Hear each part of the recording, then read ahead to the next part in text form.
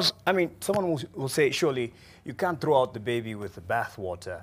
Was there anything good to be rescued or can be taken forward in any future attempt? I personally believe that BBI had some good parts, some bad parts, and some ugly parts. I like to talk of it as the good, the bad, and the ugly, both in terms of process and in terms of substance. In terms of process, there were some good things. There was a genuine attempt to try and bring people who are on opposite sides of the political spectrum, yes, with very deep hostility and division for different electoral cycles together. That was positive.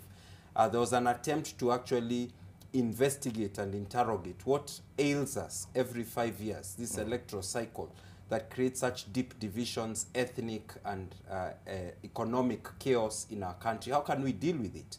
So there are some good parts in the process and also some parts which are not good.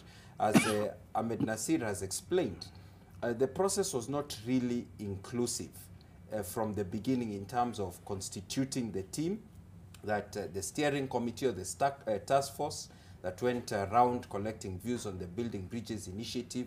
Several stakeholders were not given sufficient opportunity to present their views. Some of their views were ignored. Right. Some professional bodies, faith-based organizations were finding out at the last minute, the last week, oh, we are getting the final views. The process was mired in secrecy. Even when the BBI bill was delivered, I spoke to some people who were involved in the process. They were kept in silos.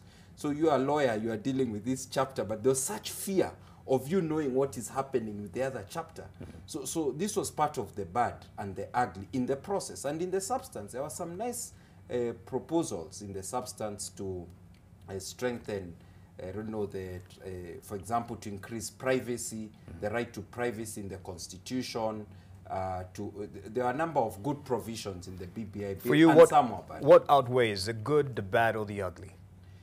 I used to say that if you have a cup of tea, even if 99% of the tea is good, but there is a drop or a dollop of poison, you will not take that tea. Right. So it was not simply a question of weighing the good, the bad, and the ugly, but saying, is there any poison in this bill that would make you decide not to take it? And I think the High Court, as well as several actors, identified some elements of poison in the bill, including on judicial independence, on the restructuring of parliament and making it a bloated parliament, on interfering with the independence of the electoral process of IEBC. So there was some poison in that bill. There was some good, there was some bad, but the ugly was a poison, which needed to be extirpated for you to even think of the possibility of BBI going forward. You've mentioned rights, and there's one of our panelists